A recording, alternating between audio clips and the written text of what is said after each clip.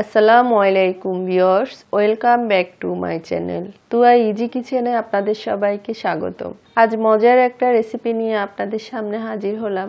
বুটের ডালের হালুয়া খুবই মজার একটা রেসিপি এবং খুবই সিম্পল একটা রেসিপি। আশা করি আমার রেসিপিটা আপনাদের ভালো লাগবে। চলুন মূল রেসিপিতে যাই। এখানে আমি 1 কাপ বুটের ডাল প্রায় 1-1.5 ঘন্টা আগে ভিজিয়ে রেখেছিলাম। দেখতে পাচ্ছেন বুটের ডালগুলো ভিজে একদম ফুলে উঠেছে। আর এখন আমি ভালো করে পরিষ্কার করে এগুলো ধুয়ে নিব। চুলায় একটা পাতিল বসিয়েছি আর ডালগুলো ধুয়ে নিয়েছি। এখন ডালগুলো পাতিলে নিয়ে নিচ্ছি। একটা তেজপাতা ছিঁড়ে দিয়ে দিলাম আর দিয়ে দিলাম 1/2 লিটারের মতো পানি। আপনারা চাইলে এটা গরুর দুধ দিয়েও সিদ্ধ করতে পারেন। এখন আমি এগুলো মিডিয়াম আঁচে 15 থেকে 20 মিনিট সিদ্ধ করব।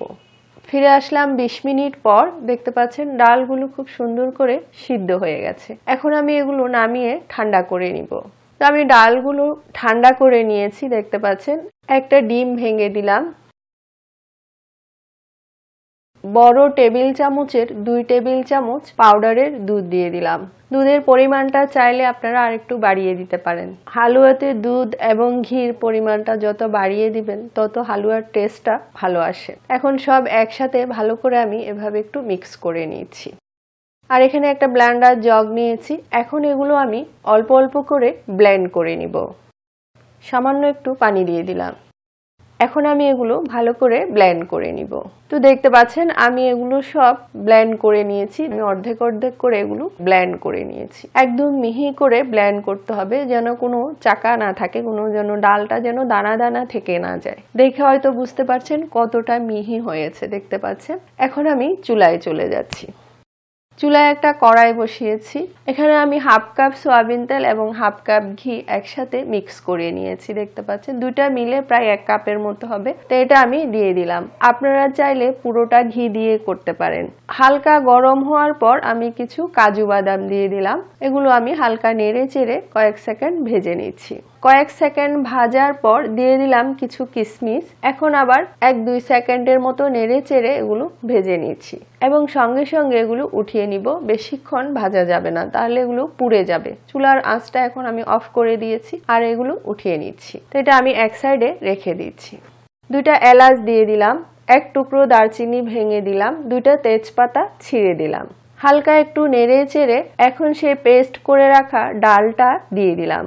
এ পর্যায়ে চুলার আঁচটা একেবারে লোতে আছে। যদি চুলার আঁচটা বাড়িয়ে রাখেন তাহলে নিচে দিয়ে লেগে যাবে সঙ্গে সঙ্গে। তাই চুলার আঁচটা একেবারে লো করে রেখেছি। চেঁচে পুচে পুরো ডালটাই নিয়ে নিলাম। এখন মিডিয়াম টু লো আছে এটা নেড়ে চেড়ে ভালো করে ভুনে নিব। নাড়া বন্ধ করা যাবে না। আপনি যদি নাড়া বন্ধ করে রাখেন তাহলে ডালটা নিচে দিয়ে লেগে যাবে। আর ডালটা যদি নিচে দিয়ে লেগে যায় তাহলে হালুয়ার কালারটাও নষ্ট হয়ে যাবে এবং স্বাদটাও নষ্ট হয়ে যাবে। তাই যে কোনো হালুয়া বানানোর সময় কন্টিনিউ নাড়ার উপরে থাকতে হবে। এটাই একটু কষ্টের কাজ। আর চুলার আঁচটা মিডিয়াম টু লোয়ে রাখতে হবে। অতিরিক্ত আঁচ দেওয়া যাবে না। একটু সময় নিয়ে এই কাজটা করতে হবে। 30 থেকে 40 মিনিটের মতো সময় লাগবে। প্রায় 10-15 মিনিট আমি নেড়ে চেড়ে এগুলো ভুনে নিয়েছি। দেখতে পাচ্ছেন পানিটা অনেকটা শুকিয়ে গেছে। এই পর্যায়ে আমি চিনি দিয়ে দিলাম প্রায় 1 কাপের মতো। লবণ দিয়ে দিলাম 1 চিমটি। এতে টেস্টটা বাড়াবে।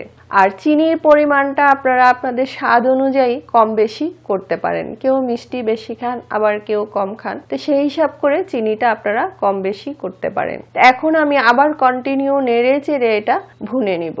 চিনিটা গলে একটু পানি পানি হবে এবং আবার ড্রাই হয়ে যাবে। ভুনতে ভুনতে দেখবেন যে এক সময় সুন্দর একটা ফ্লেভার বের হবে।